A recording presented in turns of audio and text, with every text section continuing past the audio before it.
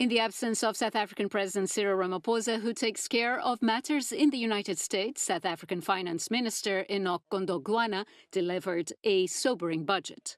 Dubbed version 3.0, after the first two attempts failed, Godongwana told Parliament that difficult trade-offs had to be made after proposed VAT hikes were scrapped.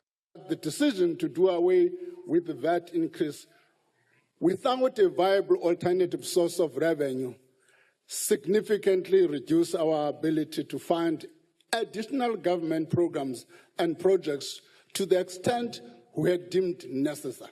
Godongwana steered clear of raising corporate and personal income taxes. But there's more pain for cash-strapped consumers who will pay more to fill up their tanks, with a fuel levy increase coming into effect from June. It has the same deleterious effect on poor people in terms of the food that they will have to buy, in terms of transport costs, in terms of whether you drive a bus or a taxi. It doesn't really matter. And so the negative effect on poor people in South Africa has remained with this budget.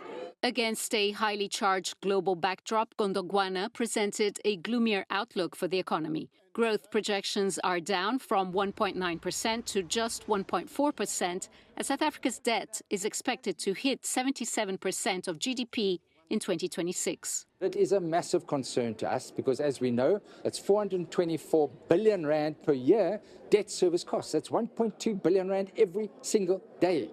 And as you indicated that figure, it is unsustainable in an emerging market where it should be at the level of 60% of GDP. While there's been critical cutbacks in health and education, the country has prioritized $50 billion in infrastructure investment. If we spend money in our infrastructure, we immediately create jobs for those projects.